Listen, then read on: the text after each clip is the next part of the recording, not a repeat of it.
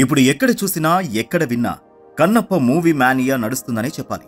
ఇప్పటికే షూటింగ్ పూర్తి చేసుకున్న ఈ సినిమా మీద దర్శక నిర్మాతలు చాలా ధీమాగా ఉన్నారు. ఇండస్ట్రీ హిట్ అవుతుందని అంటున్నారు.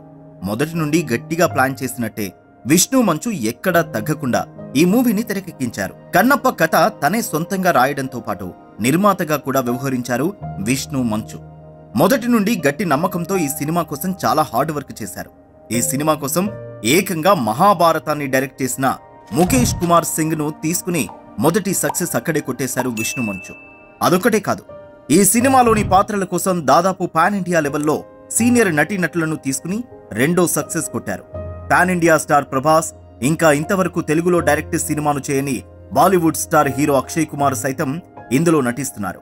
అంతేకాకుండా సీనియర్ నటుడు మోహన్ బాబు, శరత్ కుమార్, కాజల్ అగర్వాల్, తనికెళ్ల భరణి, మధుబాల, బ్రహ్మానందం లాంటి భారీ తారాగణం ఇందులో నటిస్తున్నారు. దాదాపు 4 సంవత్సరాల నుండి ఈ సినిమాను చాలా జాగ్రత్తలు తీసుకుని షూట్ చేశారు మూవీ మేకర్స్. ఈ మూవీ కోసం ఏమాత్రం కాలుష్యం లేని ప్రశాంత వాతావరణం, పచ్చని అడవి, స్వచ్ఛమైన నీరు, నది, జలపాతాలు కావాలి.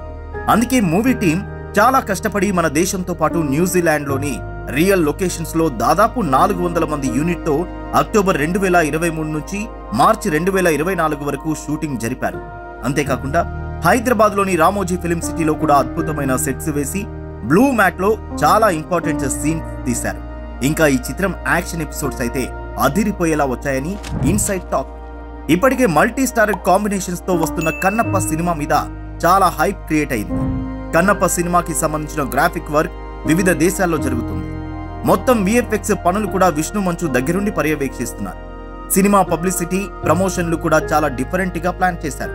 ముఖ్యంగా చెప్పాలంటే ఈ సినిమా క్లైమాక్స్ లో గంట సేపు విష్ణు మంచు పర్ఫార్మెన్స్ తారాస్థాయిలో ఉంటుందని, ఉత్తమ నటుడిగా అందరి చేత శభాష్ అనిపించుకుంటాడని సినీ వర్గాలు చెబుతున్నాయి. కన్నప్ప సినిమా కోసం రెగ్యులర్ సినీ అభిమానులతో పాటు ఆ మహాదేవుని భక్తులందరూ కూడా చాలా ఆతృతగా ఎదురు చూస్తున్నారని చెప్పొచ్చు.